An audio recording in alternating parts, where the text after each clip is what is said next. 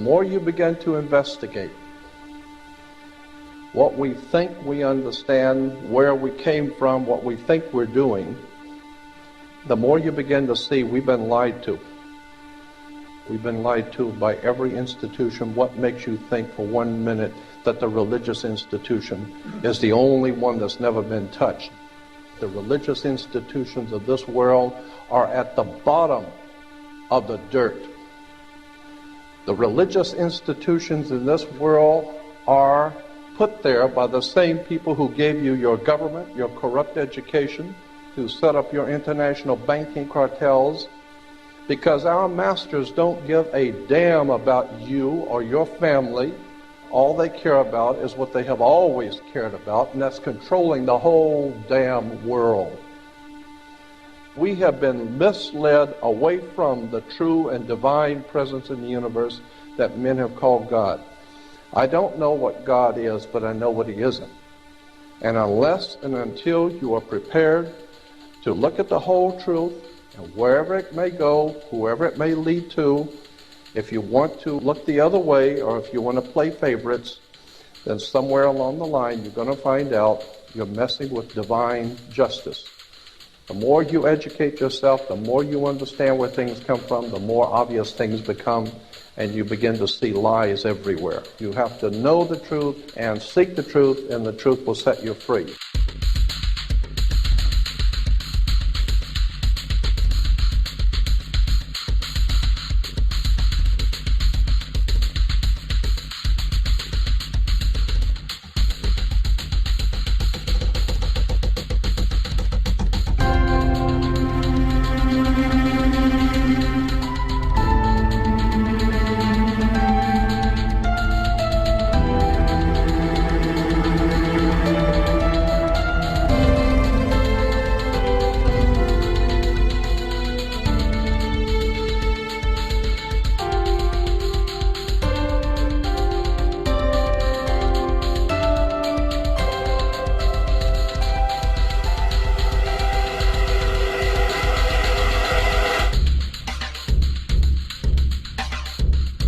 Because I gotta tell you the truth, folks. I gotta tell you the truth. When it comes to bullshit, big time, major league bullshit, you have to stand in awe of the all-time champion of false promises and exaggerated claims, religion. Think about it. Religion has actually convinced people that there's an invisible man living in the sky who watches everything you do every minute of every day. And the invisible man has a special list of 10 things he does not want you to do. And if you do any of these 10 things, he has a special place full of fire and smoke and burning and torture and anguish where he will send you to live and suffer and burn and choke and scream and cry forever and ever till the end of time. But he loves you.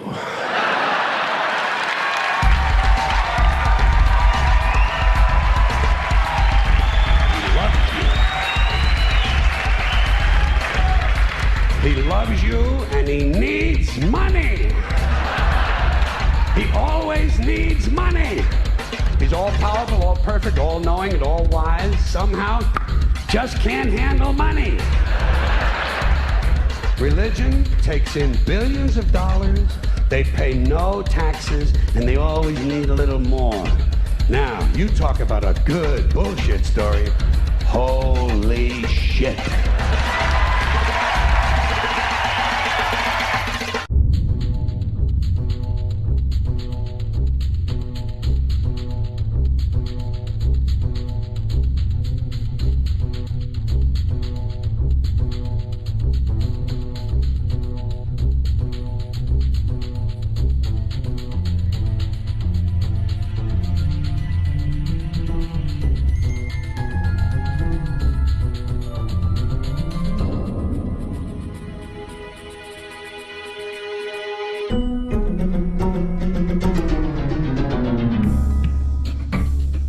This is the sun. As far back as 10,000 BC, history is abundant with carvings and writings reflecting people's respect and adoration for this object. And it is simple to understand why, as every morning the sun would rise, bringing vision, warmth, and security, saving man from the cold, blind, predator-filled darkness of night. Without it, the cultures understood, the crops would not grow, and life on the planet would not survive. These realities made the sun the most adorned object of all time. Likewise, they were also very aware of the stars. The tracking of the stars allowed them to recognize and anticipate events which occurred over long periods of time, such as eclipses and full moons. They in turn cataloged celestial groups into what we know today as constellations. This is the cross of the zodiac, one of the oldest conceptual images in human history. It reflects the sun as it figuratively passes through the 12 major constellations over the course of a year. It also reflects the 12 months of the year, the 4 seasons, and the solstices and equinoxes. The term zodiac relates to the fact that constellations were anthropomorphized or personified as figures or animals. In other words, the early civilizations did not just follow the sun and stars, they personified them with elaborate myths involving their movements and relationships. The sun, with its life-giving and saving qualities, was personified as a representative of the unseen creator or God, God's Son, the light of the world, the savior of humankind. Likewise, the 12 constellations represented places of travel for God's Son, and were identified by names, usually representing elements of nature that happened during that period of time. For example, Aquarius, the water bearer, who brings the spring rains.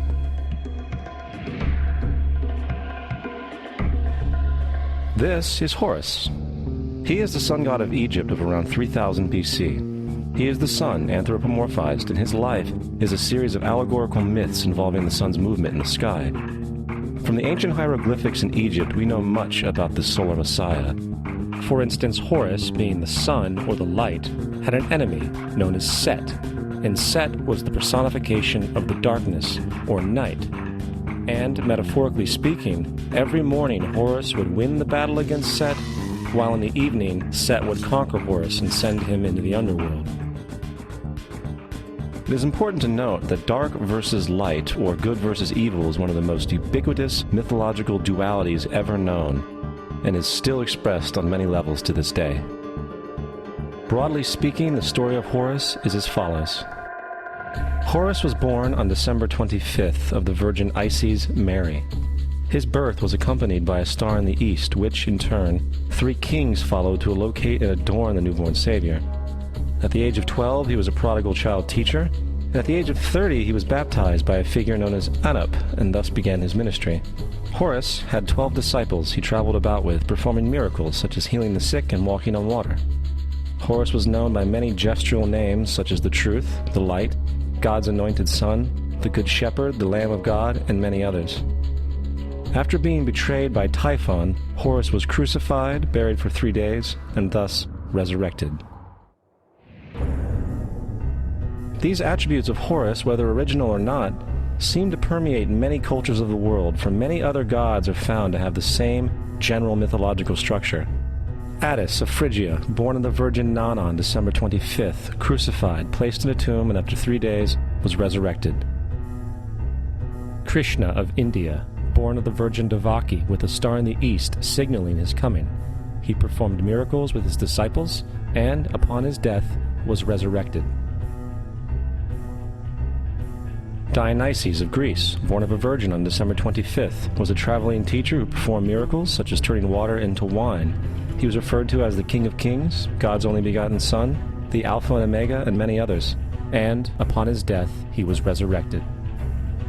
Mithra of Persia, born of a virgin on December 25th, he had 12 disciples and performed miracles, and upon his death was buried for 3 days and thus resurrected. He was also referred to as the Truth, the Light, and many others. Interestingly, the sacred day of worship of Mithra was Sunday. The fact of the matter is, there are numerous saviors from different periods from all over the world which subscribe to these general characteristics.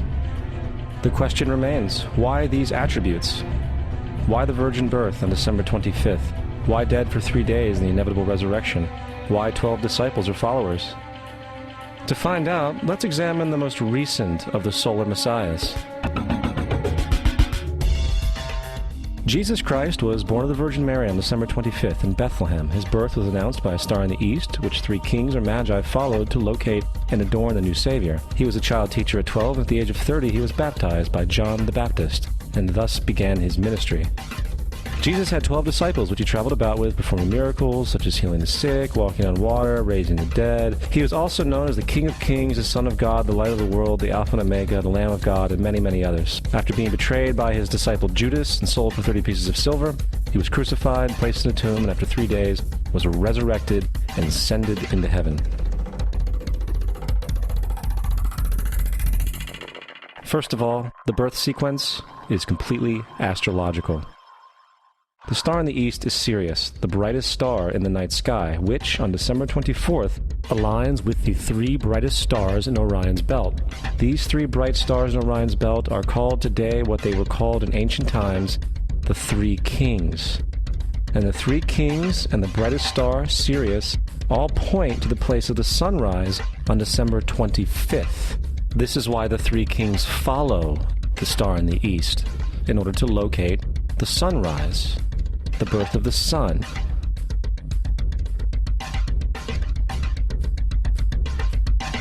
The Virgin Mary is the constellation Virgo, also known as Virgo the Virgin. Virgo in Latin means virgin. The ancient glyph for Virgo is the altered M. This is why Mary, along with other virgin mothers, such as Adonis's mother Myra or Buddha's mother Maya, begin with an M.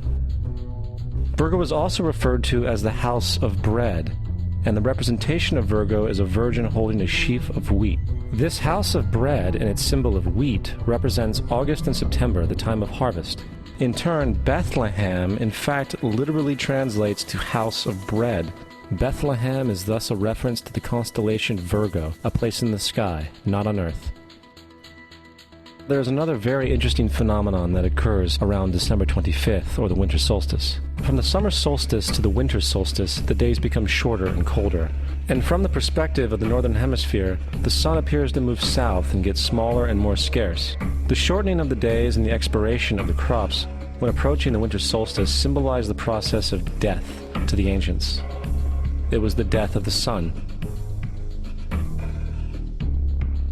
And by December 22nd, the sun's demise was fully realized, for the sun, having moved south continually for 6 months, makes it to its lowest point in the sky. Here a curious thing occurs. The sun stops moving south, at least perceivably, for 3 days. And during this 3-day pause, the sun resides in the vicinity of the Southern Cross, or Crux, constellation. And after this time, on December 25th, the sun moves 1 degree, this time north, foreshadowing longer days, warmth, and spring. And thus it was said, the sun died on the cross, was dead for 3 days, only to be resurrected or born again. This is why Jesus and numerous other sun gods share the crucifixion, 3-day death, and resurrection concept. It is the sun's transition period before it shifts its direction back into the northern hemisphere, bringing spring and thus salvation. However, they did not celebrate the resurrection of the sun until the spring equinox, or Easter. This is because at the spring equinox the sun officially overpowers the evil darkness, as daytime thereafter becomes longer in duration than the night, and the revitalizing conditions of spring emerge. Now, probably the most obvious of all the astrological symbolism around Jesus regards the 12 disciples. They are simply the 12 constellations of the zodiac, which Jesus, being the sun, travels about with.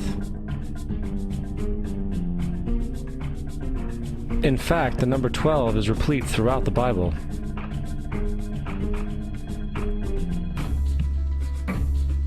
This text has more to do with astrology than anything else.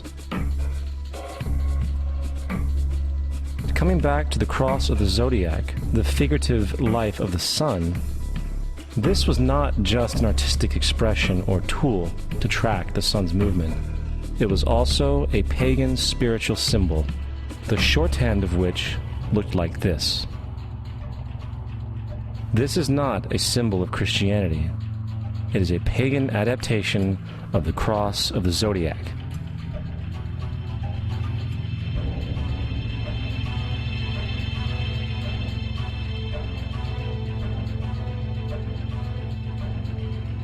This is why Jesus in early occult art is always shown with his head on the cross, for Jesus is the Son of God, the light of the world, the risen Savior who will come again, as it does every morning, the glory of God who defends against the works of darkness as he is born again every morning and can be seen coming in the clouds up in heaven with his crown of thorns or sun rays.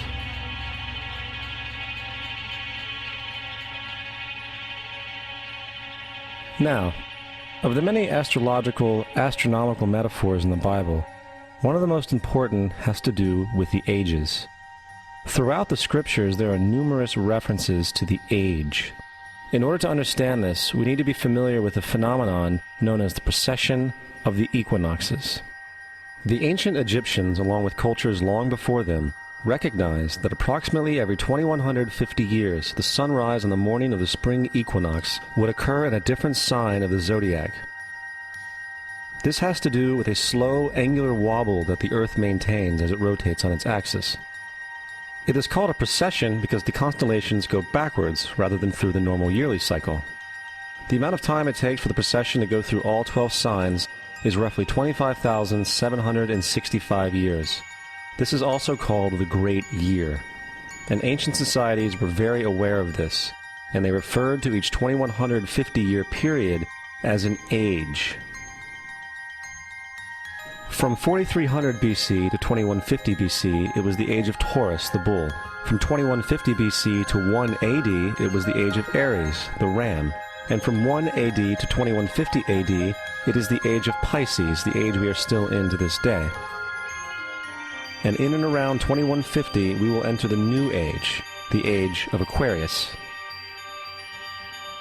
Now, the Bible reflects, broadly speaking, a symbolic movement through 3 ages while foreshadowing a 4th. In the Old Testament, when Moses comes down Mount Sinai with the 10 Commandments, he is very upset to see his people worshiping a golden bull calf. In fact, he shattered the stone tablets and instructed his people to kill each other in order to purify themselves. Most biblical scholars will attribute this anger to the fact that the Israelites were worshiping a false idol or something to that effect. The reality is, the golden bull is Taurus the bull, and Moses represents the new age of Aries the ram.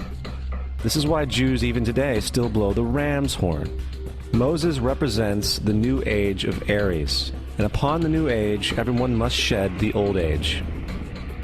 Other deities mark these transitions as well, such as Mithra, a pre-Christian god who kills the bull in the same symbology. Now Jesus is the figure who ushers in the age following Aries, the age of Pisces, or the 2 fish.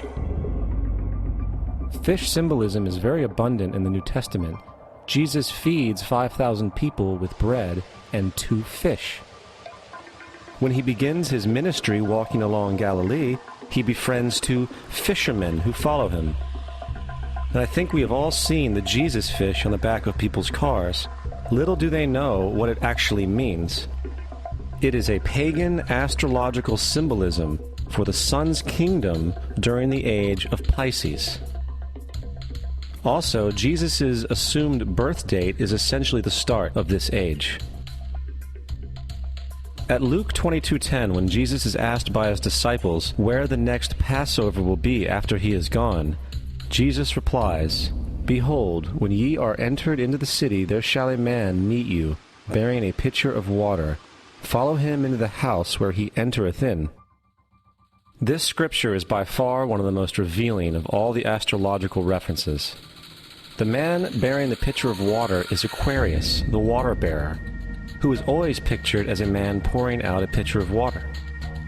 He represents the age after Pisces, and when the sun, God's Son, leaves the age of Pisces, Jesus, it will go into the house of Aquarius, as Aquarius follows Pisces in the precession of the equinoxes.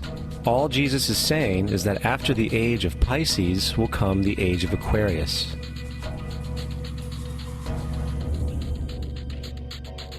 Now, we have all heard about the end times and the end of the world. The cartoonish depictions in the book of Revelation aside, the main source of this idea comes from Matthew 28:20, where Jesus says, "I will be with you even to the end of the world." However, in the King James Version, world is a mistranslation, among many mistranslations. The actual word being used is eon, which means age. I will be with you even to the end of the age, which is true, as Jesus' solar Piscean personification will end when the sun enters the age of Aquarius. The entire concept of end times and the end of the world is a misinterpreted astrological allegory.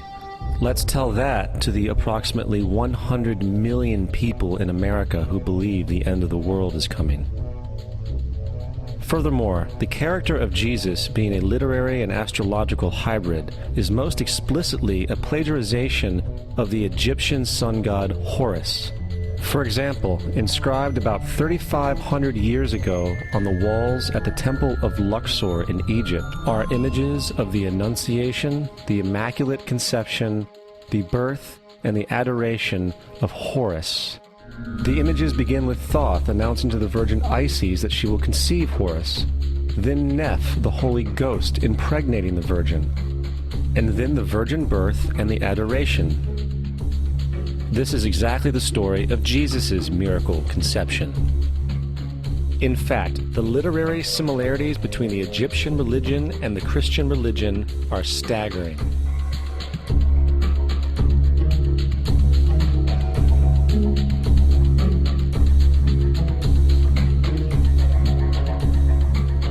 And the plagiarism is continuous. The story of Noah and Noah's Ark is taken directly from tradition. The concept of the Great Flood is ubiquitous throughout the ancient world, with over 200 cited claims in different periods and times. However, one need look no further for a pre-Christian source than the Epic of Gilgamesh, written in 2600 BC. This story talks of a great flood commanded by God, an ark with saved animals upon it, and even the release and return of a dove, all held in common with the biblical story among many other similarities. And then there is the plagiarized story of Moses. Upon Moses' birth, it is said that he was placed in a reed basket and set adrift in a river in order to avoid infanticide. He was later rescued by a daughter of royalty and raised by her as a prince. This baby in a basket story was lifted directly from the myth of Sargon of Akkad of around 2250 BC. Sargon was born, placed in a reed basket in order to avoid infanticide, and set adrift in a river. He was in turn rescued and raised by Aki, a royal midwife. Furthermore, Moses is known as the lawgiver, the giver of the Ten Commandments, the Mosaic Law. However, the idea of a law being passed from God to a prophet up on a mountain is also a very old motif. Moses is just another lawgiver in a long line of lawgivers in mythological history. In India, Manu was the great lawgiver. In Crete, Minos ascended Mount Dicta, where Zeus gave him the sacred laws, while in Egypt there was Meses, who carried stone tablets and upon them the laws of God were written. Manu, Minos, Meses, Moses. And as far as the Ten Commandments, they are taken outright from spell 125 in the Egyptian Book of the Dead. What the Book of the Dead phrased, "I have not stolen," became "Thou shalt not steal." "I have not killed," became "Thou shalt not kill." "I have not told lies," became "Thou shalt not bear false witness," and so forth. In fact, the Egyptian religion is likely the primary foundational basis for the Judeo-Christian theology. Baptism, afterlife, final judgment, virgin birth, death and resurrection, crucifixion, the Ark of the Covenant, circumcision, saviors, Holy Communion, Great Flood, Easter, Christmas, Passover, and many, many more are all attributes of Egyptian ideas long predating Christianity and Judaism. Justin Martyr, one of the first Christian historians and defenders, wrote, "When we say that he, Jesus Christ, our teacher, was produced without sexual union, was crucified and died and rose again and ascended into heaven, we propound nothing different from what you believe regarding those who you esteem sons of Jupiter. In a different writing, Justin Martyr said, "He was born of a virgin, except this in common with what you believe of Perseus." It's obvious that Justin and other early Christians knew how similar Christianity was to the pagan religions. However, Justin had a solution. As far as he was concerned, the devil did it. The devil had the foresight to come before Christ and create his characteristics in the pagan world. Fundamentalist Christianity, fascinating. These people actually believe the world is 12,000 years old. Swear to God. I actually asked one of these guys, okay, dinosaur fossils. He says, dinosaur fossils? God put those here to test our faith.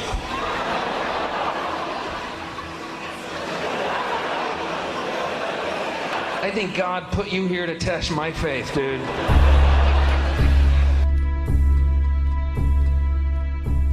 The Bible is nothing more than an astrotheological literary hybrid, just like nearly all religious myths before it.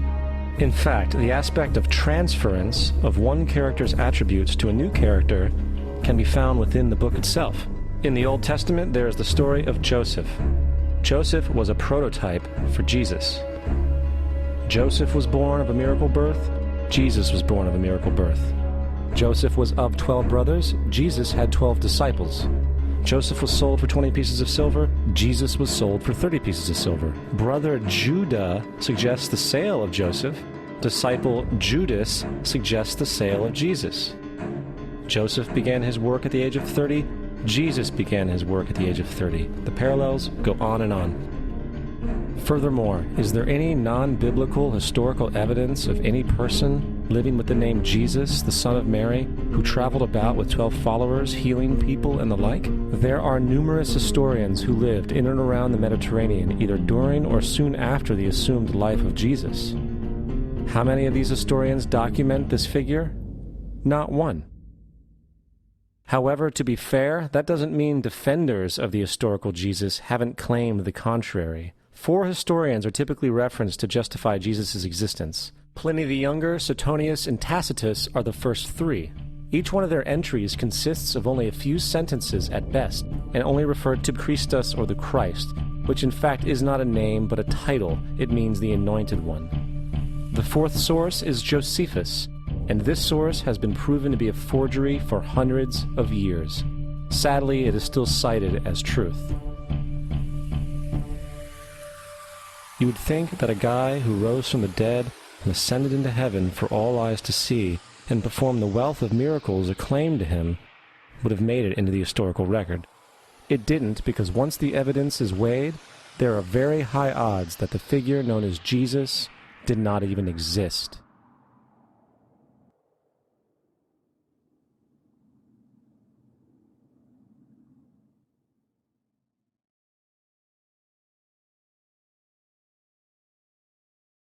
We don't want to be unkind, but we want to be factual.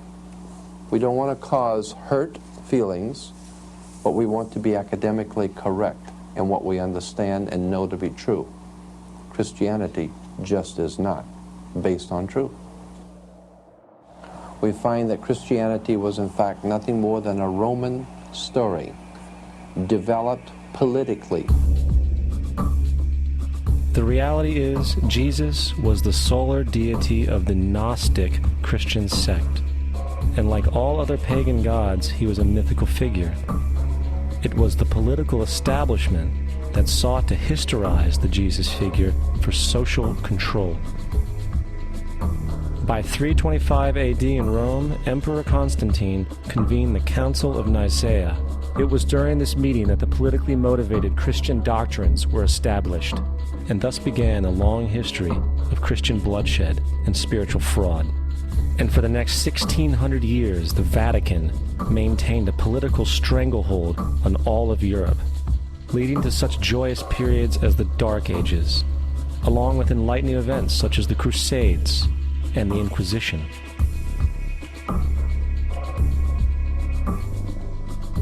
Christianity, along with all other theistic belief systems, is the fraud of the age. It serves to detach the species from the natural world, and likewise each other. It supports blind submission to authority. It reduces human responsibility to the effect that God controls everything, and in turn awful crimes can be justified in the name of a divine pursuit. And most importantly, it empowers those who know the truth, but use the myth to manipulate and control societies. The religious myth is the most powerful device ever created and serves as the psychological soil upon which other myths can flourish.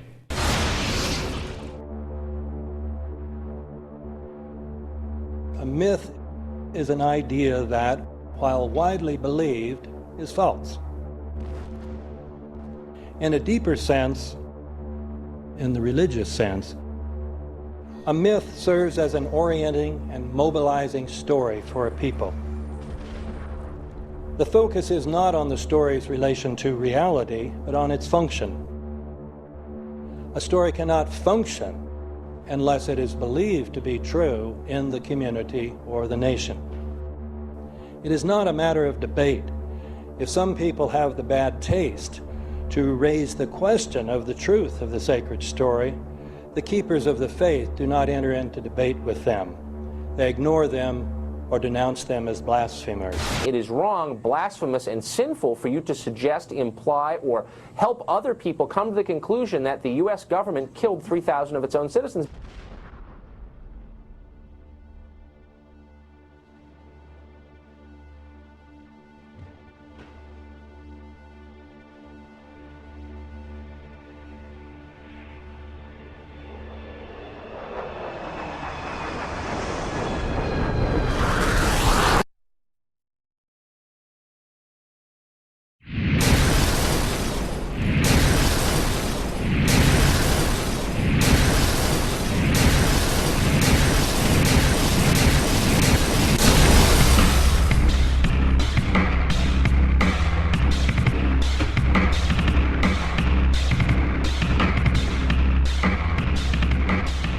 As if a demolition team set off when you see the old demolitions of these old buildings. It looks like one of those scenes of an old building being purposely dynamited and blown up. Anybody who's ever watched a building being demolished on purpose knows that if you're going to do this, you have to get at the under-infrastructure of a building and bring it down. The way the structure is collapsing, this was the result of something that was planned. It's not accidental that the first tower just happened to collapse and then the second tower just happened to collapse in exactly the same way.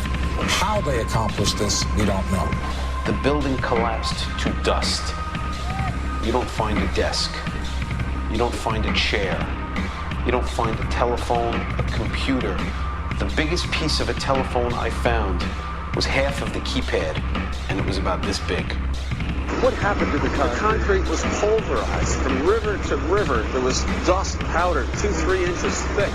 The concrete was just pulverized. Reminiscent of those pictures we've all seen too much on television before, when a building was deliberately destroyed by well-placed dynamite to knock it down. If they had detonated, if they were planned to take down a building. Boom, boom, boom, boom, boom. I heard a second explosion. There was a heavy-duty explosion. Then there was those secondary explosions and then the subsequent collapses. An explosion blew and it knocked everybody over. To me, it sounded like an explosion. It sounded like gunfire. Bang, bang, bang, bang, bang. And then all of a sudden, 3 big explosions. We heard a big explosion coming down. And then the entire top of the building just blew up. We saw some kind of explosion. By the force of the explosions. Big explosion. Blew it back into the 8th floor. Then we get to the lobby. This is a big explosion. The lobby looked as though a bomb had exploded there. A huge explosion now raining debris. It's been a huge explosion. Huge explosion that we all heard and felt. We just witnessed some kind of follow-up explosion. We heard a very loud blast and explosion. The secondary explosion at Tower 1 camp. That is another bomb going off. He thinks that there were actually devices that were planted in the building. Planted in the building.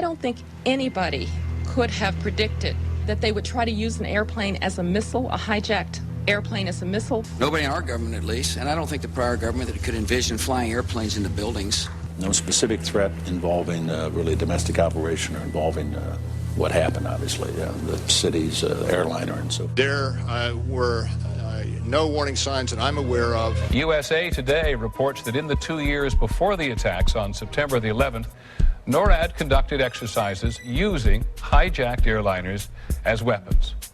And one target was the World Trade Center.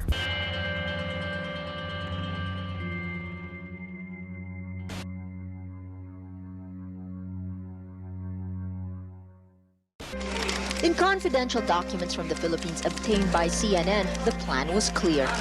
He will board any American commercial aircraft, control its cockpit, and dive it at the CIA headquarters. Other buildings targeted the Pentagon and the World Trade Center. Security and counterterrorism was blinking red, in the words of George Tenet, that the warnings of an imminent attack were so severe that something dramatic should have been done. It was unparalleled. Instead, our president went on a month-long vacation.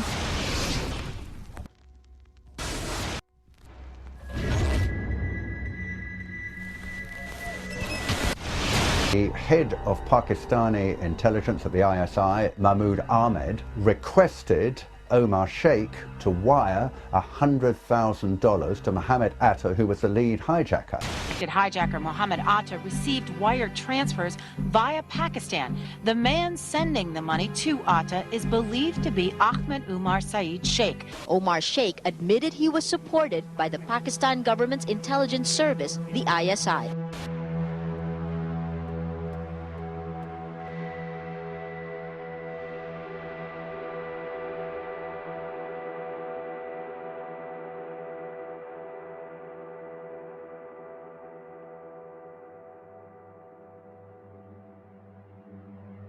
Although we are told that 4 or 5 of the alleged hijackers were on each of the flights. If so, their names should have been on the flight manifests. But the flight manifests that have been released contain neither the names of the alleged hijackers nor any Arab names whatsoever. We know that the men who were supposedly the hijackers had their houses, cars, credit cards paid for by the U.S. government. They were, in truth, agents. Evidence was also apparently planted. The passport of one of the hijackers on Flight 11 was allegedly found in the rubble. Goes through the fireball, through the side of the plane, and comes down the ground unscathed. But something happened. For 6 months, they reported they had this passport. Boy, we've got it. We've got the proof. And then the guy stood up and was alive. Several of these 19 men are still alive.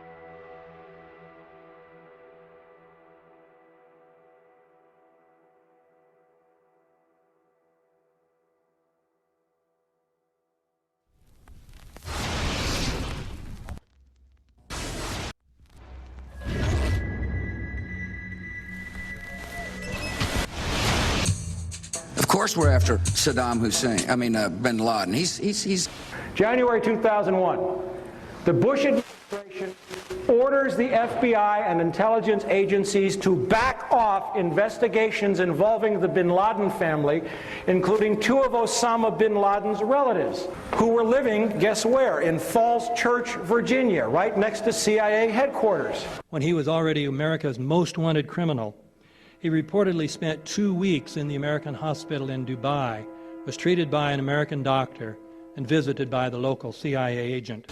We have not seen one piece of evidence that links Osama bin Laden directly to the planning stages of September 11th. This failure to provide proof was later said to be unnecessary because bin Laden, in a video allegedly found in Afghanistan, admitted responsibility for the attacks. This confession is now widely cited as proof. But the man in this video has darker skin, fuller cheeks, and a broader nose than the Osama bin Laden of all other videos. We again seem to have planted evidence.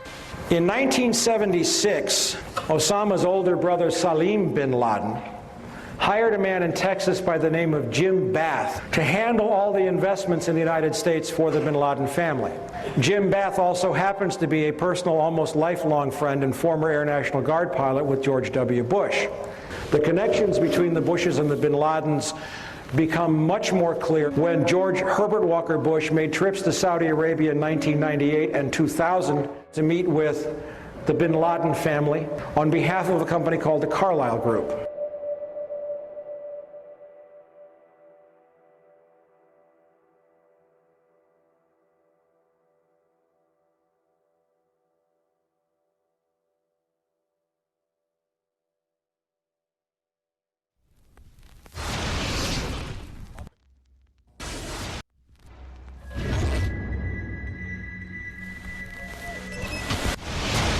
How could anyone fly a 60-ton, 125-foot wide, 44-foot tall plane through this obstacle course? The aircraft, before striking the Pentagon, reportedly executed a 270-degree downward spiral, and yet Hani Hanjour was known as a terrible pilot who could not safely fly even a small plane.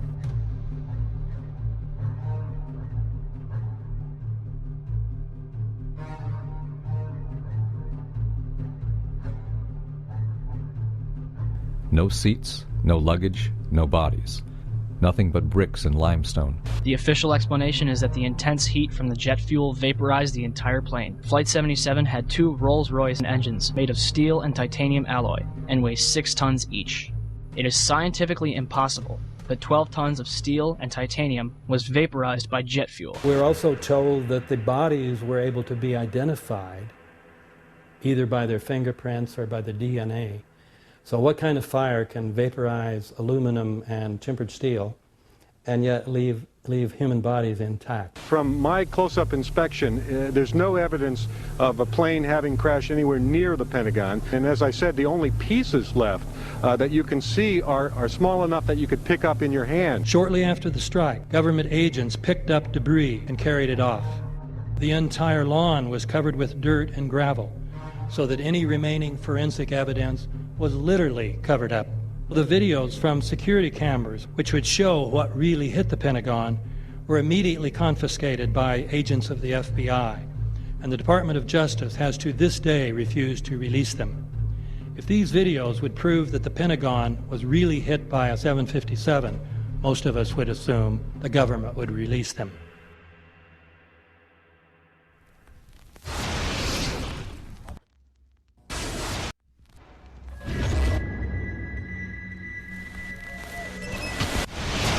It looks like there's nothing there except for a hole in the ground. Basically, that's right. The only thing you could see from where we were was a big gouge in the earth and some broken trees. We could see some people walking around in the area, but from where we could see, there wasn't much left. Any large pieces of debris at all? No, there was nothing that you could distinguish that a plane had crashed there.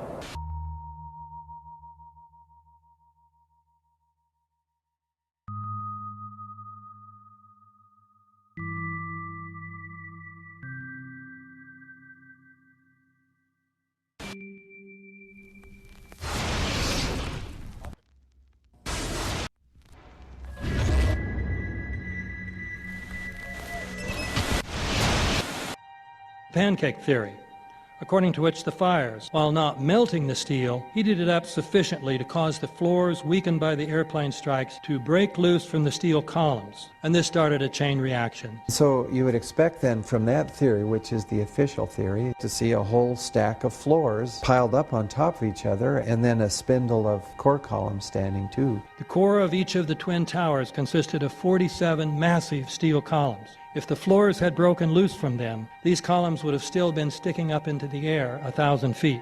The plane did not cut all those core columns. We designed the buildings to take the impact of the Boeing 707 hitting the building at any location. The building probably could sustain multiple impacts of jetliners. That the plane flew straight into the building. Through him, right. Yeah. So you're saying that the building was actually designed to cope with a hole like that and still survive? Yeah, it was. If you had dropped, say, a billiard ball from the top of the World Trade Center, 110 floors up there. It would have taken 8 to 10 seconds to hit the ground, encountering no resistance whatsoever. The Twin Towers came down in nearly free-fall speed. 200,000 tons of steel shatters and explodes outwards over 500 feet. This means that floors shattered at an average rate of about 10 floors per second. There is no scenario for a pancake effect of buildings falling that allows them to fall at the rate of free fall. Now what can do that? What can move mass out of the way? Explosives.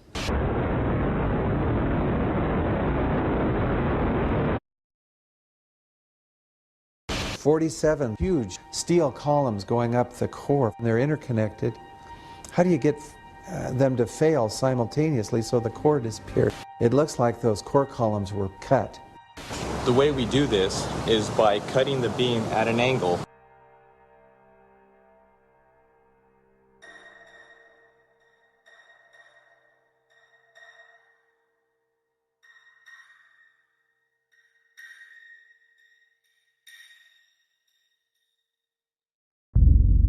I started looking at the molten metal. All three buildings, both towers, in the rubble, in the basement areas, and Building 7, there's these pools of molten metal.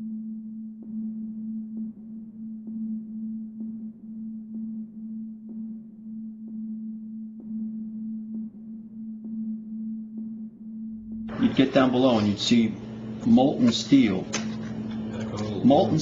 running down the channel rails, like you're in a foundry. Like lava. A volcano. The molten steel was found 3, 4, and 5 weeks later, when the rubble was being removed. He said that molten steel was also found underneath World Trade Center 7. So I'm looking through the official reports. What do they say about the molten metal? They say nothing. But wait a minute. This is important evidence. So where did that come from? Thermite is so hot that it'll just cut through steel, through structural steel, for example, like a knife through butter. The products are molten iron and aluminum oxide, which goes off primarily as a dust. You know those enormous dust clouds? You can imagine when you assemble these chemicals on a large scale.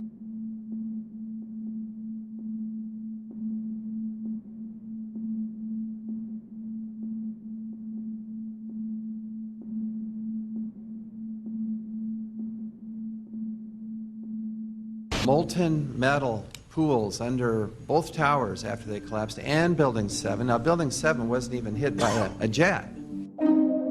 Part of the problem is that most people simply don't know much about Building 7 due to the extraordinary secrecy surrounding this collapse. And this was a 47-story skyscraper. This building fell at 5:25. It was not hit by a plane.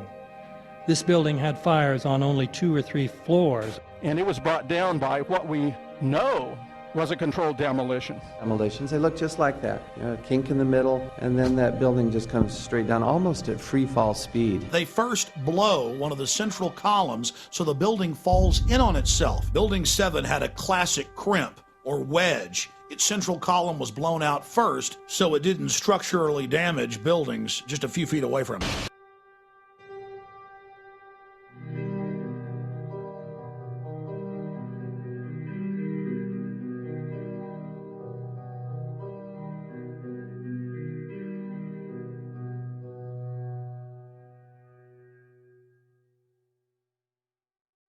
Our office was on the B1 level. As I was talking to a supervisor at 8:46, and all of a sudden we hear, boom! An explosion so hard that pushed us upwards. And it came from the basement between the B2 level and the B3 level. And when I went to verbalize, we hear, boom! The impact of the plane on the top. As I'm walking by the main freight corridor building in the corridor, that's when I got blown. I mean, the impact of the explosion threw me to the floor, and that's when everything started happening. All of a sudden, a big impact happened again, and all the ceiling tile was falling down, the light fixtures were falling. You know, you got to go clear across the whole from 1 to 2 World Trade Center, and then all of a sudden, it happened all over again. Something else hit us to the floor. Right in the basement, you felt it. Walls were caving in, everything that was going on. I mean, I know of people that got killed in the basement. I know of people that got broken legs in the basement. People that got reconstructive surgery because the walls hit them in the face.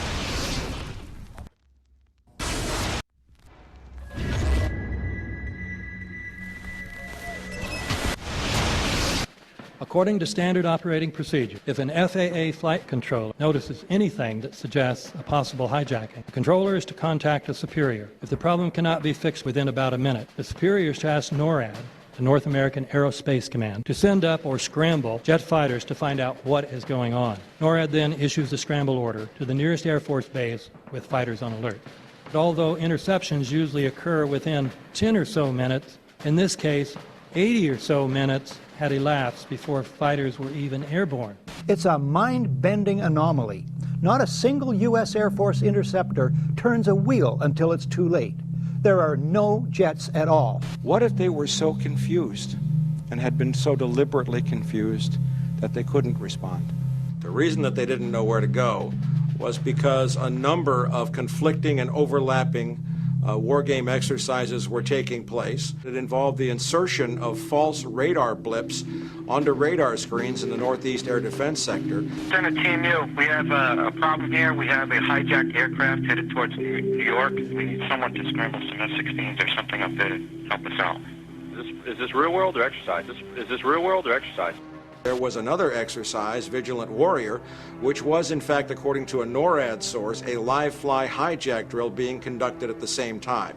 With only 8 available fighter aircraft, and they have to be dispatched in pairs, they were dealing with as many as 22 possible hijacks on the day of 9/11, and they couldn't separate the war game exercises from the actual hijacks.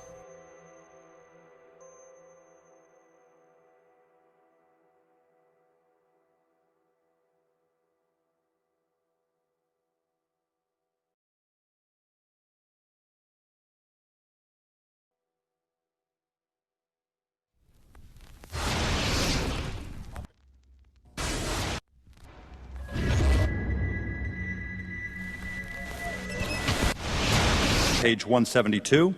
The U.S. government has not been able to determine the origin of the money used for the 9/11 attacks. Ultimately, the question is of little practical significance. The American authorities have not managed to trace the source of the funding. And then the most amazingly disingenuous statement ultimately is of little consequence. It is of massive consequence. Doesn't it matter who paid for 9/11? The collapse of Building 7 has been recognized as especially difficult to explain. The 9/11 Commission report implicitly admitted that it could not explain the collapse of this building by not even mentioning it. President, why are you and the Vice President insisting on appearing together before the 9/11 Commission? Because the 9/11 Commission wants to ask us questions. That's why we're meeting, and I look forward to meeting with them and answering their questions. Why you're appearing together rather than separately, which was their request? Because it's a good chance for both of us to answer questions that the 9/11 Commission is looking forward to asking us, and I'm looking forward to answering them. Let's see. Do you think they should be able to stand up and speak their own words? They should go under oath. They should be, yeah, In public.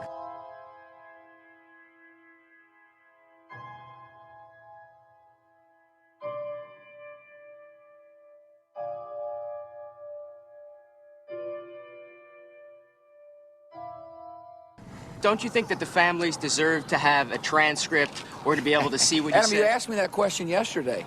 I got the same answer, yeah. The final report was a unanimous report. That means that if there was a single commissioner who had any objection about anything, that fact would be dropped from the report. We have found out that he not only served on the transition team of the Bush administration, that he was a person who wrote a draft memo for the setup of the Bush administration's National Security Council, that he was an individual who wrote the preemptive war strategy that was eventually used for the war in Iraq, that he is a close friend of Condoleezza Rice's. We want him to resign. There is literally nothing in the 9/11 report that the Bush administration did not approve of. We can understand, therefore, why the Commission, under Zelikow's leadership, would have ignored all the evidence that would point to the truth, that 9/11 was a false flag operation intended to authorize the doctrines and funds needed for a new level of imperial mobilization.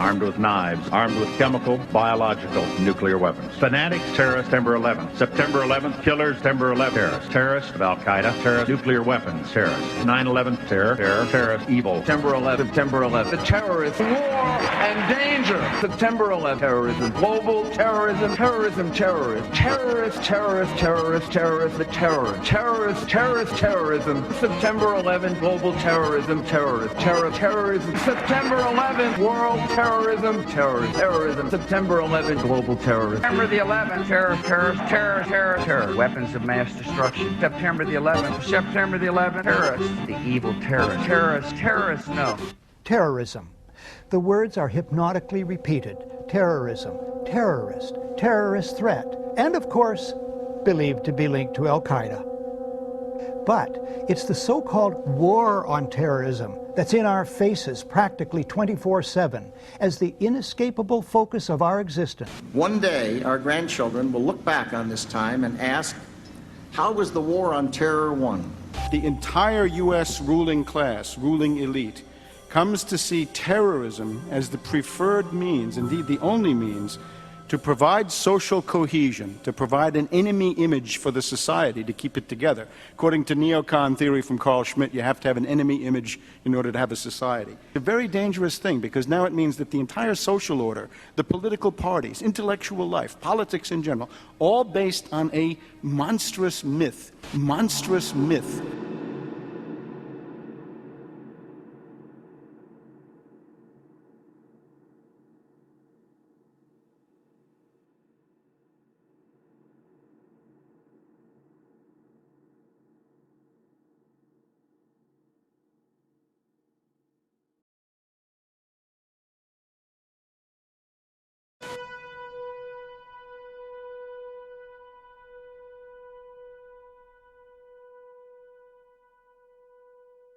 Look, the CIA has done in this country, what they've done to us is unbelievable. Look at the terrorist acts that have occurred. The CIA behind most, if not all of them. We had the Marine barracks. We had our embassy in Kenya. We had Pan Am 103. We had the USS Cole. We had Oklahoma City. We had the World Trade Center in 1993. That helped the terrorists blow up the World Trade Center the first time. They built the bomb. They got the driver's license. The informant, the FBI informant, a fellow named Salam, a 43-year-old former Egyptian army officer, he was given the assignment to put the bomb together. And he went to his supervisor, his FBI supervisor, and said, we're going to put a dummy bomb in here, right? And the FBI supervisor said, no, we're going to put a real bomb. The FBI actually carried out the attack on the World Trade Center in 1993. They actually hired Ahmad Salam and paid him $1 million and gave him real explosives, a detonator, and told him to build a bomb and to give it to the foolish people that he was controlling to allow them to attack the World Trade Center complex.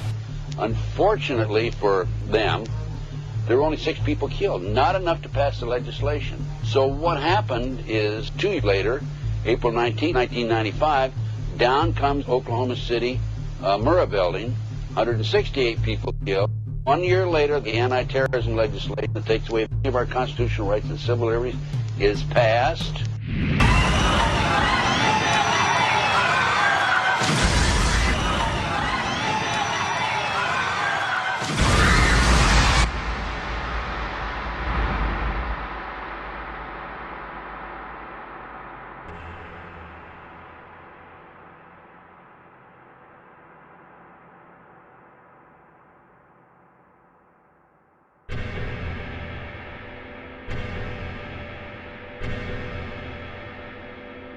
Because at 9:30 this morning, we were actually running an exercise for over a company of 1,000 people in London, based on simultaneous bombs going off precisely at the railway stations that happened this morning. So I still have the hairs on the back of my neck standing upright. To get this quite straight, you were running an exercise to see how you would cope with this, and it happened while you were running the exercise? Precisely.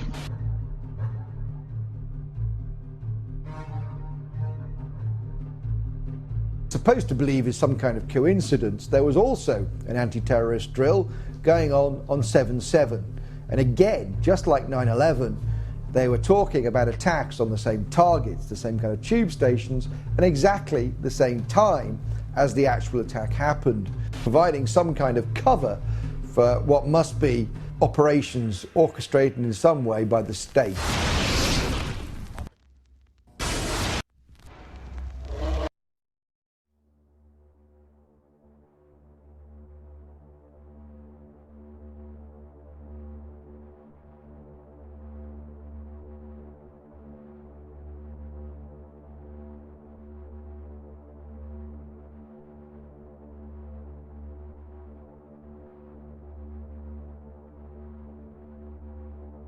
I am absolutely appalled at how much people in this country do not think. We are given to understand that, that an Arabic guy out there up in the mountains financed the most elaborate attack on this country. Do you think some people in a cave, were able to have NORAD stand down? Do you think that people in a cave were able to have all of this happen?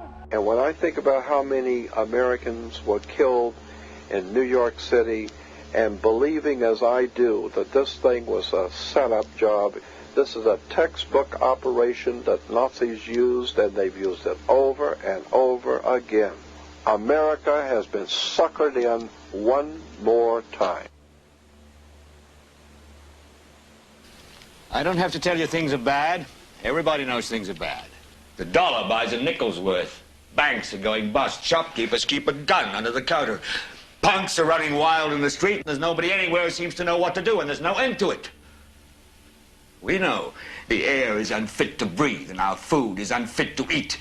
We sit watching our TVs while some local newscaster tells us that today we had 15 homicides and 63 violent crimes, as if that's the way it's supposed to be. We know things are bad, worse than bad. They're crazy. It's like everything everywhere is going crazy, so we don't go out anymore. We sit in the house, and slowly the world we're living in is getting smaller, and all we say is, please, at least leave us alone in our living rooms. Let me have my toaster and my TV and my steel-belted radios, and I won't say anything. Just leave us alone. Well, I'm not going to leave you alone. I want you to get mad. I don't want you to protest. I don't want you to riot. I don't want you to write to your congressmen because I wouldn't know what to tell you to write. I don't know what to do about the depression and the inflation and the Russians and the crime in the street. All I know is that first, you've got to get mad. You've got to say, I'm a human being. God damn it. My life has value.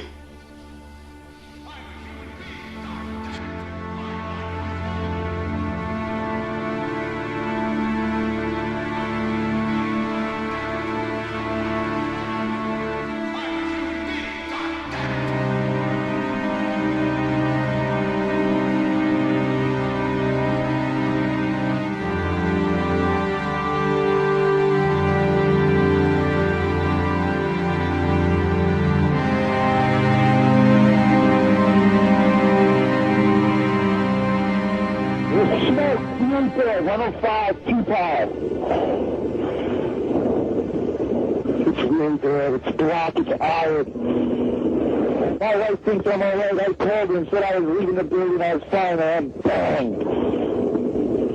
To three of us, 2 broken windows. Oh, God!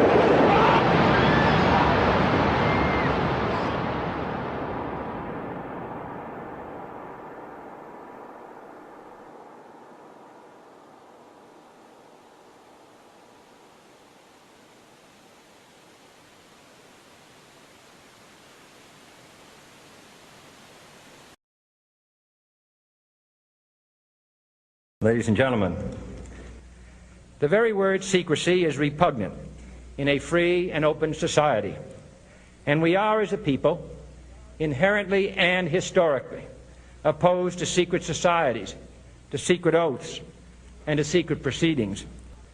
For we are opposed around the world by a monolithic and ruthless conspiracy that relies primarily on covert means for expanding its sphere of influence, on infiltration instead of invasion, on subversion instead of elections, on intimidation instead of free choice.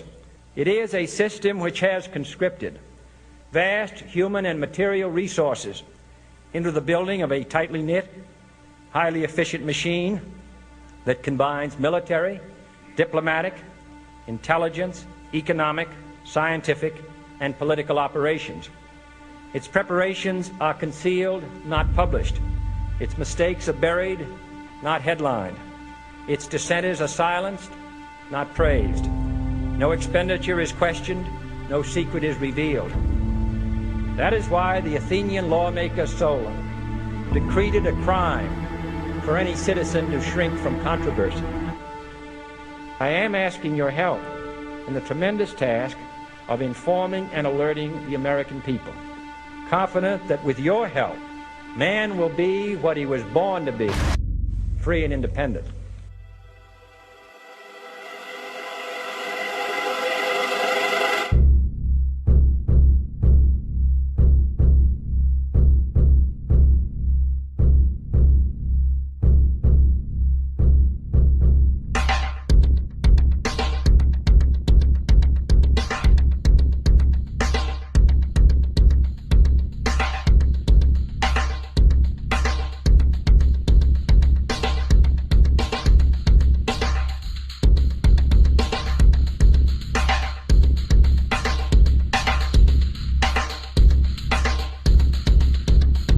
In 1775, the American Revolutionary War began as the American colonies sought to detach from England and its oppressive monarchy.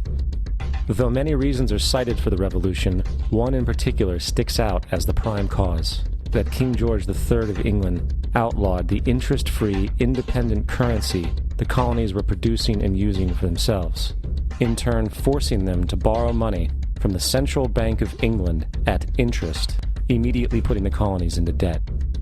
And, as Benjamin Franklin later wrote, the refusal of King George III to allow the colonies to operate an honest money system which freed the ordinary man from the clutches of the money manipulators was probably the prime cause of the Revolution. In 1783, America won its independence from England. However, its battle against the central bank concept and the corrupt, greed-filled men associated with it had just begun. So what is a central bank? A central bank is an institution that produces the currency of an entire nation. Based on historical precedent, two specific powers are inherent in central banking practice: the control of interest rates and the control of the money supply, or inflation. The central bank does not simply supply a government's economy with money, it loans it to them at interest. Then, through the use of increasing and decreasing the supply of money, the central bank regulates the value of the currency being issued.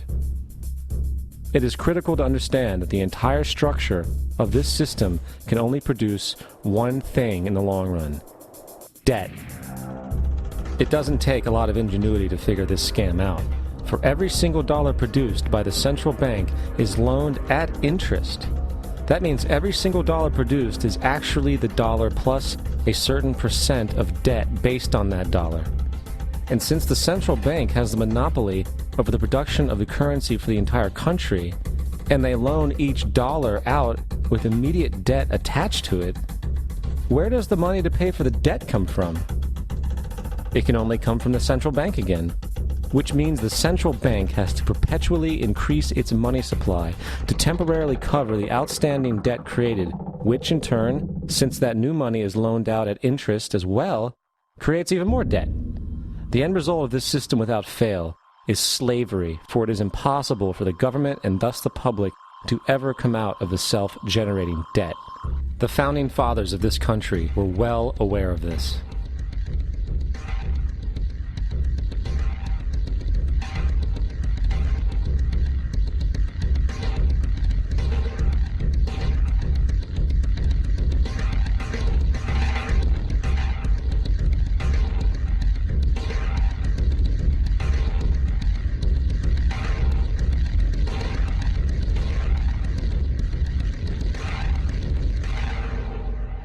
By the early 20th century, the U.S. had already implemented and removed a few central banking systems, which were swindled into place by ruthless banking interests. At this time, the dominant families in the banking and business world were the Rockefellers, the Morgans, the Warburgs, the Rothschilds. And in the early 1900s, they sought to push, once again, legislation to create another central bank.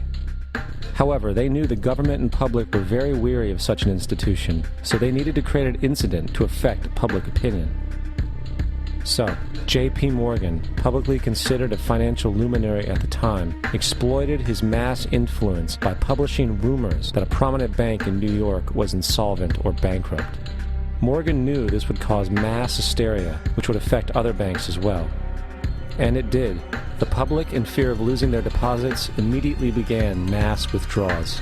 Consequently, the banks were forced to call in their loans, causing the recipients to sell their property, and thus a spiral of bankruptcies, repossessions, and turmoil emerged.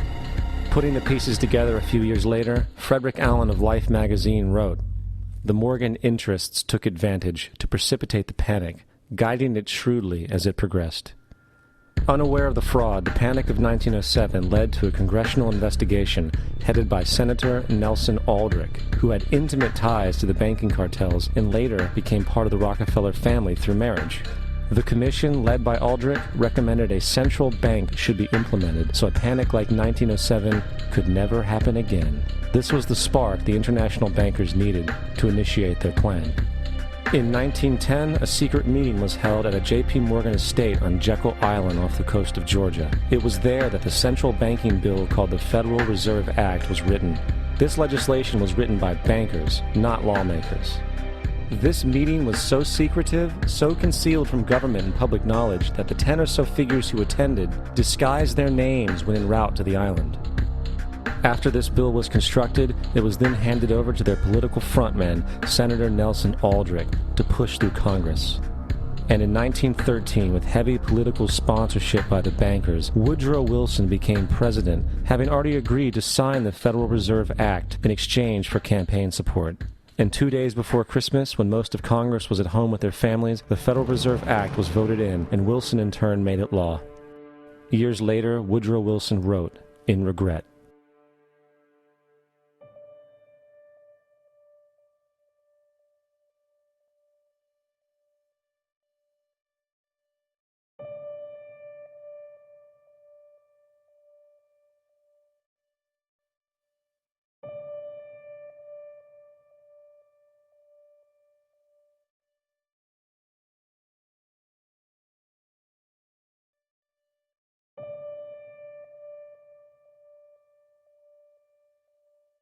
Congressman Louis McFadden also expressed the truth after the passage of the bill. A world banking system was being set up here, a superstate controlled by international bankers, acting together to enslave the world for their own pleasure. The Fed has usurped the government. Now, the public was told that the Federal Reserve System was an economic stabilizer, and inflation and economic crises were a thing of the past. Well, as history has shown, nothing is further from the truth. The fact is, the international bankers now had a streamlined machine to expand their personal ambitions. For example, from 1914 to 1919, the Fed increased the money supply by nearly 100%, resulting in extensive loans to small banks and the public. Then, in 1920, the Fed called in mass percentages of the outstanding money supply, thus resulting in the supporting banks having to call in huge numbers of loans, and, just like 1907, bank runs, bankruptcy, and collapse occurred. Over 5,400 competitive banks outside of the Federal Reserve System collapsed, further consolidating the monopoly of a small group of international bankers. Privy to this crime, Congressman Lindbergh stepped up and said in 1921, "Under the Federal Reserve Act, panics are scientifically created.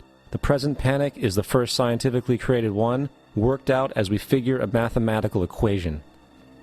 However, the Panic of 1920 was just a warm-up.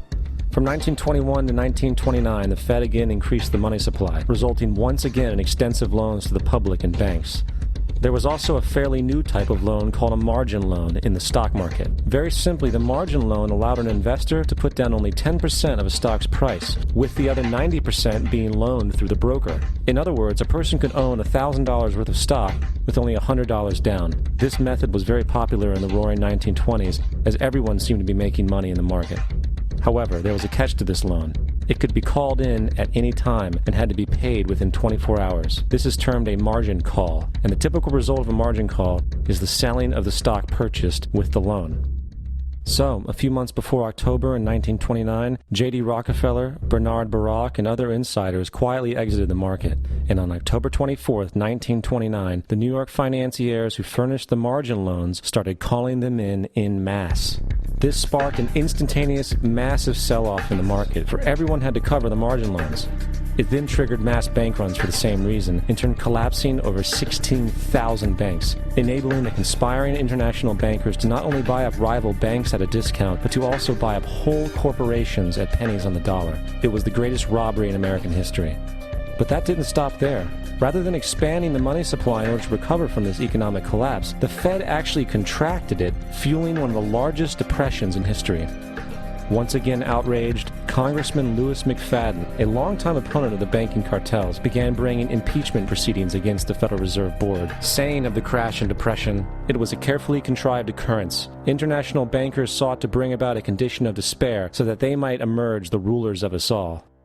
Not surprisingly, and after 2 previous assassination attempts, McFadden was poisoned at a banquet before he could push for the impeachment.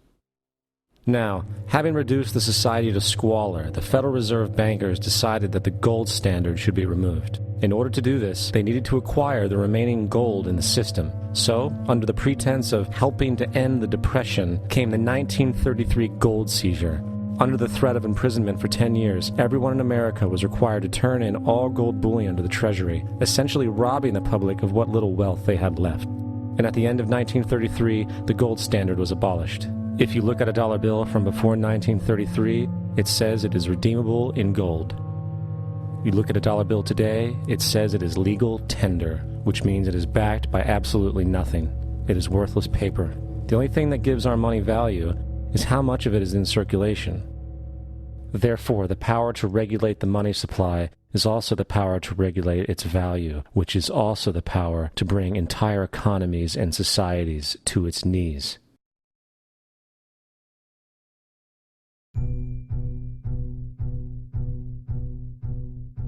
It's important to clearly understand, the Federal Reserve is a private corporation. It is about as Federal Express. It makes its own policies and is under virtually no regulation by the U.S. government. It is a private bank that loans all the currency at interest to the government, completely consistent with the fraudulent central banking model that the country sought to escape from when it declared independence in the American Revolutionary War. Now, going back to 1913, the Federal Reserve Act was not the only unconstitutional bill pushed through Congress. They also pushed the federal income tax.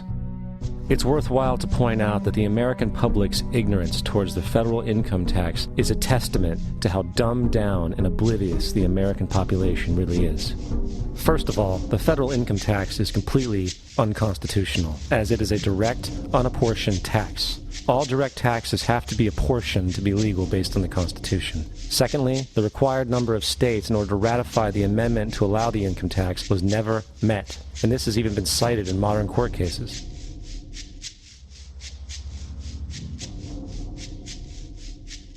Third, at the present day, roughly 35% of the average worker's income is taken from them via this tax. That means you work 4 months out of the year to fulfill this tax obligation. And guess where that money goes?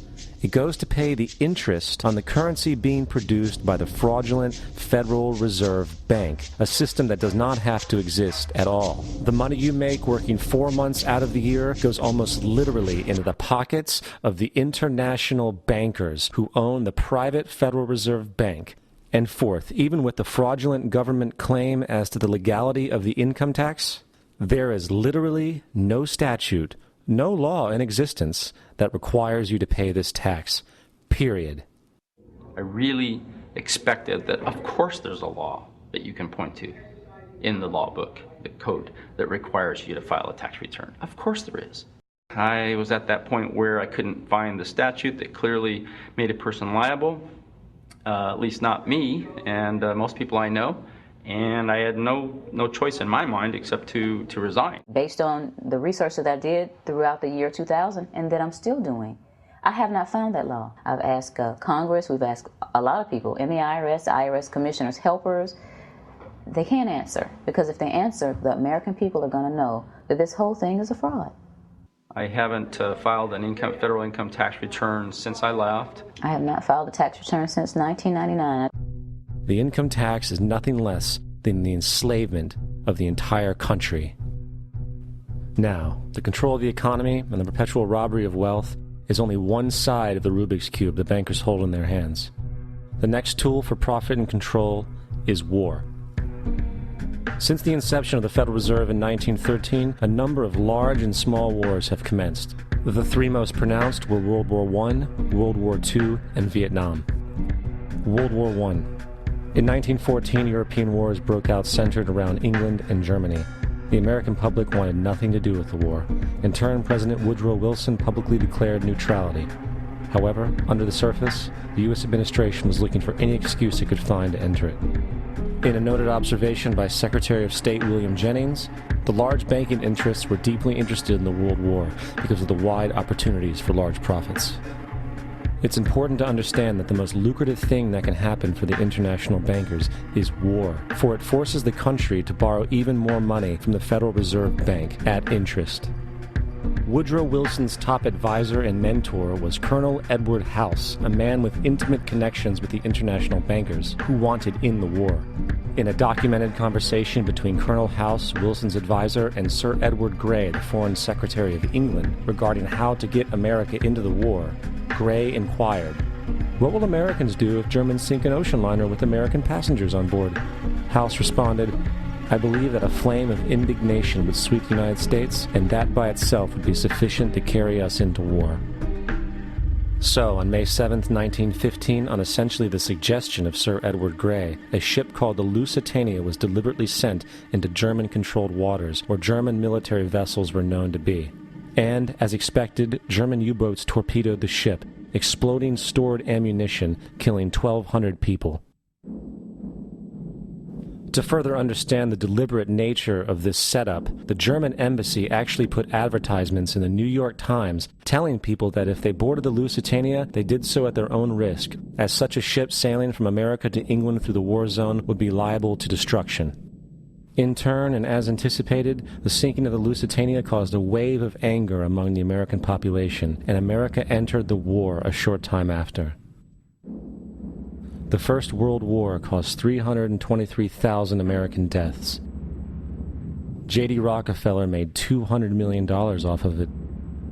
Not to mention the war cost about $30 billion for America, most of which was borrowed from the Federal Reserve Bank at interest, furthering the profits of the international bankers. World War II. On December 7, 1941, Japan attacked the American fleet at Pearl Harbor, triggering our entry into that war. President Franklin D. Roosevelt declared the attack was a day that will live in infamy. A day of infamy indeed, but not because of the alleged surprise attack on Pearl Harbor. After 60 years of surfacing information, it is clear that not only was the attack on Pearl Harbor known weeks in advance, it was outright wanted and provoked. Roosevelt, whose family had been New York bankers since the 18th century, whose uncle Frederick was on the original Federal Reserve Board, was very sympathetic to the interests of the international bankers, and the interest was to enter the war, as we've seen, nothing is more profitable for international bankers than war.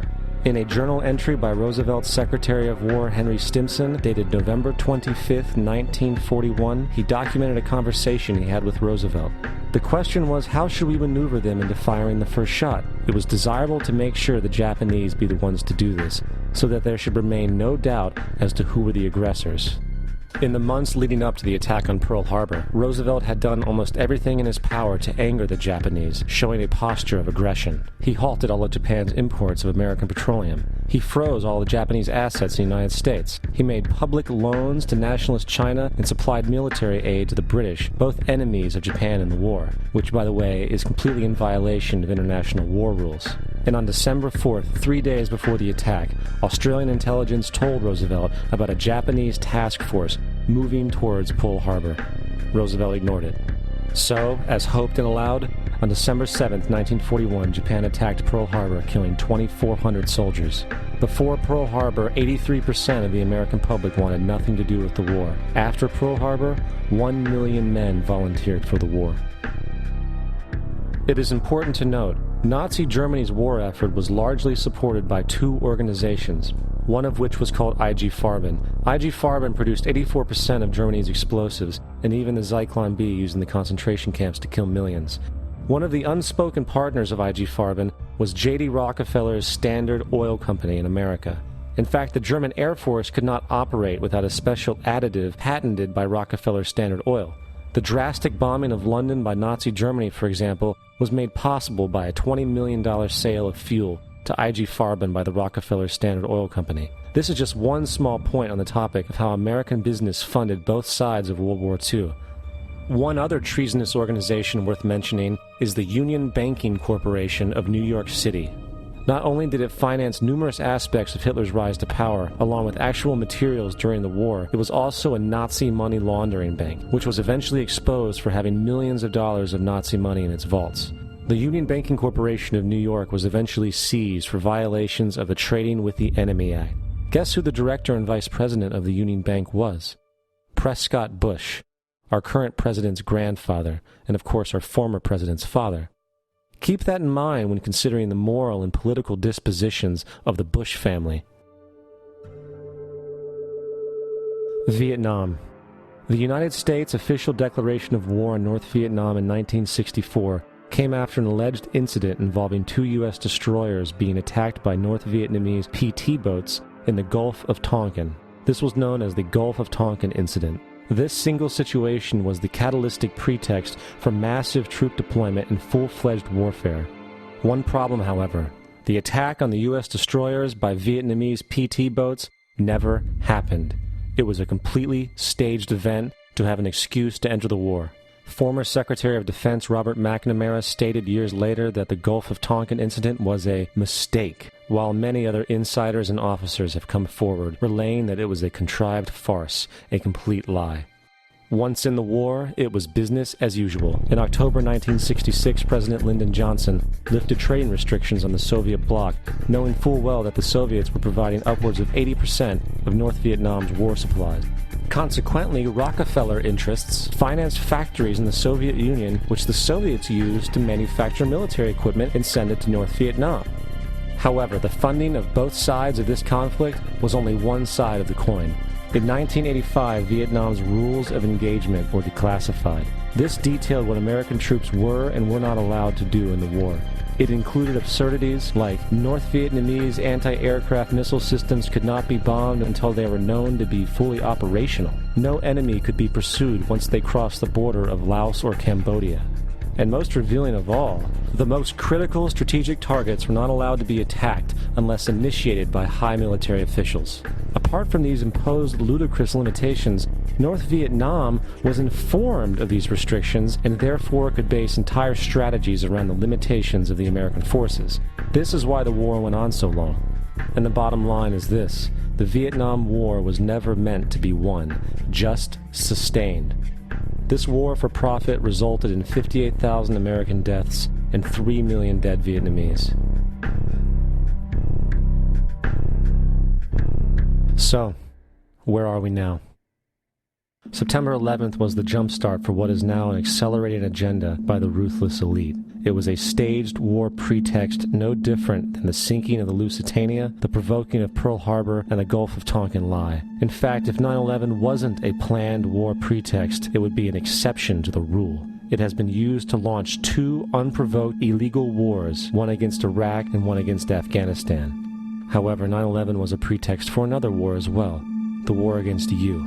The Patriot Act, Homeland Security, the Military Tribunals Act, and other legislations are all completely and entirely designed to destroy your civil liberties and limit your ability to fight back against what is coming.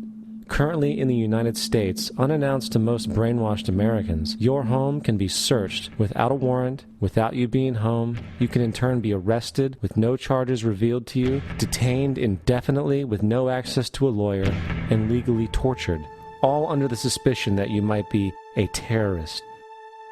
If you need a painted picture of what is happening in this country, let's recognize how history repeats itself.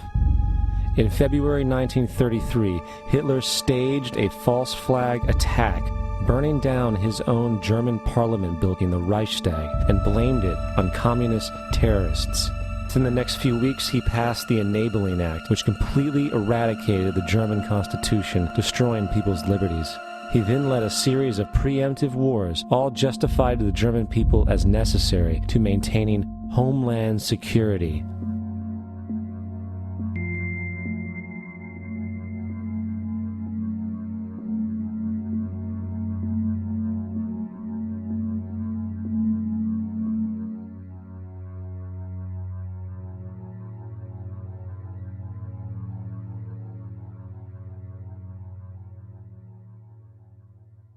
Am Schicksal des Kommunismus und der sich mit ihm verbrüdernden anderen Organisationen ändert dies nichts. Our enemy is a radical network of terrorists and every government that supports them. It's time to wake up. The people in power go out of their way to make sure that you are perpetually misled and manipulated.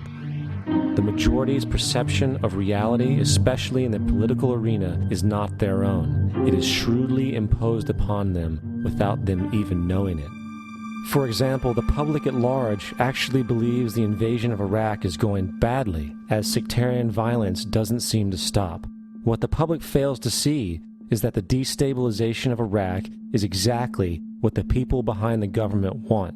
This war is to be sustained so the region can be divided up, domination of the oil maintained, continual profits reaped for the defense contractors, and most importantly, permanent military bases established to be used as a launching pad against other oil-bearing, non-conforming countries such as Iran and Syria.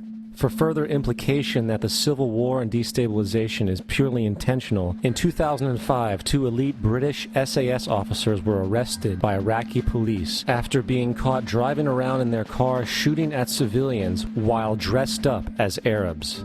After being arrested and taken to a jail in Basra, the British Army immediately requested the release of these men. When the Basra government refused, British tanks came in and physically broke out the men from the Basra prison. If you wish to destroy an area, how do you do it? Well, there are 2 ways. You can go in there and bomb it and so forth, but that is not very efficient.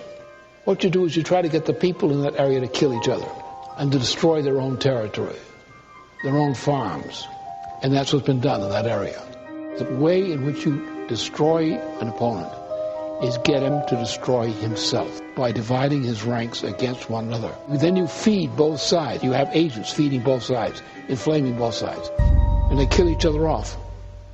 And it's time that some of us woke up to this reality, to understand that people who try to maintain empires and create empires do it by manipulating the people they're trying to conquer. You might want to ask yourself why the entire culture is utterly saturated with mass media entertainment from all sides, while the educational system in America continues its stupefying downward slide since the U.S. government decided to take over and subsidize the public school system. What your government pays for, it gets. When we understand that, then we look at government-financed institutions of education and see the kind of students and the kind of education that's being turned out by these government-financed schools. Logic will tell you that if what is being turned out in those schools was not in accord with what the state and the federal government wanted, then it would change it. The bottom line is that the government is getting what they have ordered. They do not want your children to be educated. They do not want you to think too much. That is why our country and our world has become so proliferated with entertainments, mass media, television shows, amusement parks, drugs, alcohol, and every kind of entertainment to keep the human mind entertained, so that you don't get in the way of important people by doing too much thinking. You had better wake up and understand that there are people who are guiding your life and you don't even know it. We're in a lot of trouble because you people and 62 million other Americans are listening to me right now, because less than 3% of you people read books, because less than 15% of you read newspapers, because the only truth you know is what you get over this tube. Right now, there is an entire generation that never knew anything that didn't come out of this tube. This tube is the gospel, the ultimate revelation. This tube can make or break presidents, popes, prime ministers. This tube is the most awesome goddamn force in the whole godless world. And woe is us if it ever falls into the hands of the wrong people. And when the largest company in the world controls the most awesome goddamn propaganda force in the whole godless world, who knows what shit will be peddled for truth on this network. So you listen to me. Listen to me. Television is not the truth. Television is a goddamn amusement park. Television is a circus, a carnival, a traveling troupe of acrobats, storytellers, dancers, singers, jugglers, sideshow freaks, lion tamers, and football players. We're in the boredom-killing business. But you people sit there day after day, night after night, all ages, colors, creeds. We're all you know. You're beginning to believe the illusions we're spinning here. You're beginning to think that the tube is reality and that your own lives are unreal. You do whatever the tube tells you. You dress like the tube. You eat like the tube. You raise your children like the tube. You even think like the tube. This is mass madness, you maniacs. In God's name, you people are the real thing. We are the illusion. The last thing the men behind the curtain want is a conscious, informed public capable of critical thinking, which is why a continually fraudulent zeitgeist is output via religion, the mass media, and the educational system. They seek to keep you in a distracted, naive bubble, and they are doing a damn good job of it. In 2005, an arrangement between Canada, Mexico, and the United States was made. This arrangement, unannounced to the public, unregulated by Congress, merges the United States, Mexico, and Canada into one entity, erasing all borders. It's called the North American Union, and you might want to ask yourself why you've never heard of this. In fact, there is only one mainstream reporter who has actually heard of and has had the courage to cover this issue. The Bush administration's open borders policy and its decision to ignore the enforcement of this country's immigration laws is part of a broader agenda.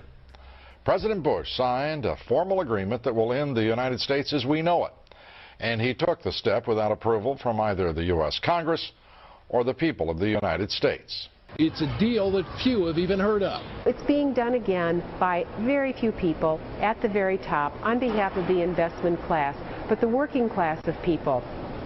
Political officials across our country, from communities, from cities and so forth, they don't know anything about this.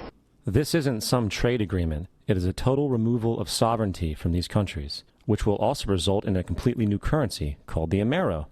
Fall. Apart from that, I think one thing people who are dollar-based need to focus on is the Amero. That's the one thing that nobody's talking about, but I think is going to have a big impact on everybody's life in Canada, the U.S., and Mexico. The Amero is the proposed new currency for the North American community, which is being developed right now between Canada, the U.S., and Mexico to make a borderless community, much like the EU, and the dollar, Canadian dollar, U.S. dollar, and the Mexican peso replaced by the Amero. By default of this agreement, the American Constitution will eventually be obsolete. You would think that a situation like this would be on the cover of every major newspaper. That is until you realize that the people who are behind this movement are the same people behind the mainstream media, and you are not told what you're not supposed to know. The North American Union is the same concept as the European Union, the African Union, and the soon-to-be Asian Union, and the same people are behind all of them. And, when the time is right, the North American Union, the European Union, the African Union, and the Asian Union will be merged together, forming the final stages of a plan these men have been working on for over 60 years. A one-world government.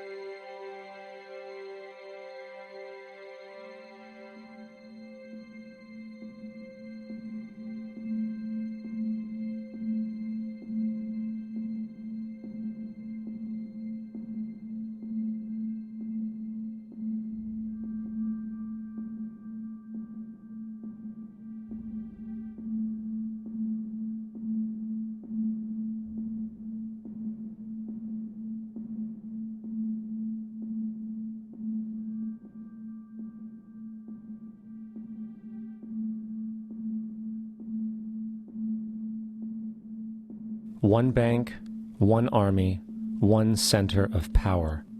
And if we have learned anything from history, it is that power corrupts, and absolute power corrupts absolutely. This is Aaron Russo, a filmmaker and former politician. To his left is Nicholas Rockefeller of the infamous Rockefeller banking and business dynasty. After maintaining a close friendship with Nicholas Rockefeller, Aaron eventually ended the relationship, appalled by what he had learned about the Rockefellers and their ambitions. I got a call one day from an attorney woman I knew, and she said, would you like to meet one of the Rockefellers? I said, sure, I'd love to. And we became friends, and he began to divulge a lot of things to me. So he said to me one night, he said that there's going to be an event there, and out of that event, you're going to see we're going to go into Afghanistan, so we can run pipelines from the Caspian Sea. We're going to go into Iraq to take the oil and establish a base in the Middle East, and we're going to go into Venezuela and try and get rid of Chavez. And the first two they've accomplished. Chavez they didn't accomplish. And he said you're going to see guys going into caves looking for looking for people that they're never going to find. You know, he was laughing about the fact that you have this war on terror. There's no real enemy. He's talking about how by having this war on terror, you can never win it because so it's an eternal war. And so you can always keep taking people's liberties away. And I said, how are you going to convince people that this war is real? He said, but the media can convince everybody it's real. I mean, you know, it's just that you keep talking about things. You keep saying it over and over and over again, and eventually people believe it. You know, you created the Federal Reserve in 1913 through lies. You create 9/11, which is another lie. Through 9/11, then you're fighting a war on terror, and now all of a sudden you go into Iraq, which was another lie, and now they're going to do Iran. You know, and it's all one thing leading to another, leading to another, leading to another. Now, I would say to them, what are you doing this for? What's the point of this thing? You have all the money in the world you ever want. You have all the power. I said, you know, you're hurting people. It's not a good thing. And he would say, what do you care about the people for? Take care of yourself and you take care of your family. And then I said to him, what are the ultimate goals here? He said, the ultimate goal is to get everybody in this world chipped with the RFID chip and have all money be on those chips and everything on those chips. And if anybody wants to protest what we do or violate what we want, we just turn off their chip. That's right, microchipped. In 2005, Congress, under the pretense of immigration control and the so-called war on terrorism, passed the REAL ID Act, under which it is projected by May 2008, you will be required to carry around a federal identification card, which includes on it a scannable barcode with your personal information. However, this barcode is only an intermediary step before the card is equipped with a VeriChip RFID tracking module, which will use radio frequencies to track your every move on the planet. If this sounds foreign to you, please note that the RFID tracking chip is already in all new American passports. And the final step is the implanted chip, which many people have already been manipulated into accepting under different pretenses. We have a Florida family who are really pioneers in a brave new world. They have volunteered to be the first ever to have microchip identification devices implanted into their body. After 9/11, I was really concerned with the security of my family. I wouldn't mind having something planted permanently in my arm that would identify me. In the end, everybody will be locked into a monitored control grid where every single action you perform is documented. And if you get out of line, they can just turn off your chip, for at that point in time, every single aspect of society will revolve around interactions with the chips. This is the picture that is painted for the future if you open your eyes to see it. A centralized one-world economy where everyone's moves and everyone's transactions are tracked and monitored, all rights removed. The most incredible aspect of all. These totalitarian elements will not be forced upon the people. The people will demand them. For the social manipulation of society through the generation of fear and division has completely detached humans from their sense of power and reality. A process which has been going on for centuries, if not millennia. Religion, patriotism, race, wealth, class, and every other form of arbitrary, separatist identification and thus conceit has served to create a controlled population, utterly malleable in the hands of the few. Divide and conquer is the motto, and as long as people continue to see themselves as separate from everything else, they lend themselves to being completely enslaved. The men behind the curtain know this, and they also know that if people ever realize the truth of their relationship to nature and the truth of their personal power, the entire manufactured zeitgeist they prey upon will collapse like a house of cards.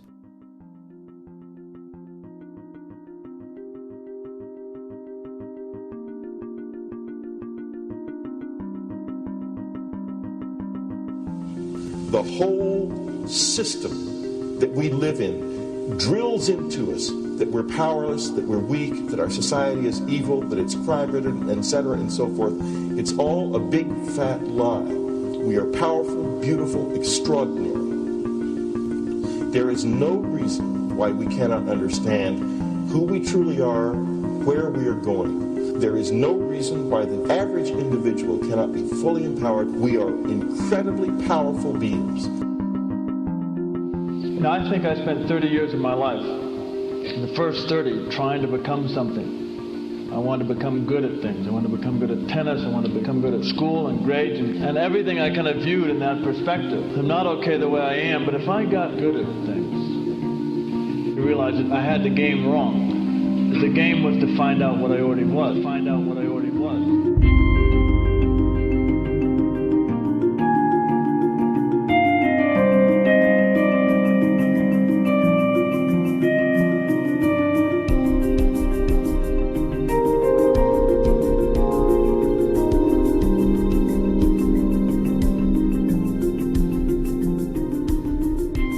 Now, in our culture, we've been trained for individual differences to stand out. So you look at each person, immediately it is brighter, dumber, older, younger, richer, poorer, and we make all these dimensional distinctions, put them in categories and treat them that way. And we get so that we only see others as separate from ourselves in the ways in which they're separate. And one of the dramatic characteristics of experience is being with another person and suddenly seeing the ways in which they are like you, not different from you, and experiencing the fact that which is essence in you and which is essence in me is indeed one. The understanding that there is no other. It is all one. And I wasn't born Richard Albert. I was just born as a human being. And then I learned this whole business of who I am and whether I'm good or bad or achieving or not. All that's learned along the way.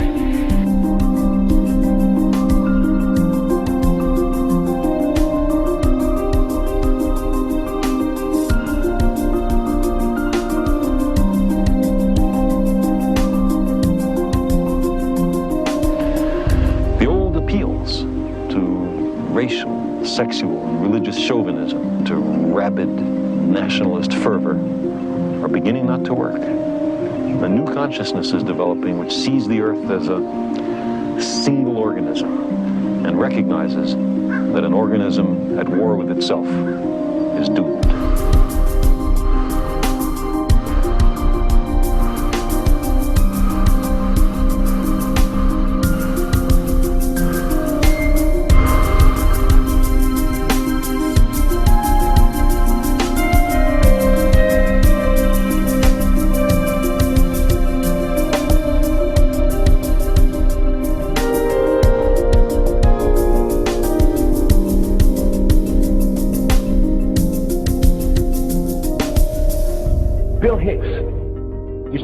Shows with this.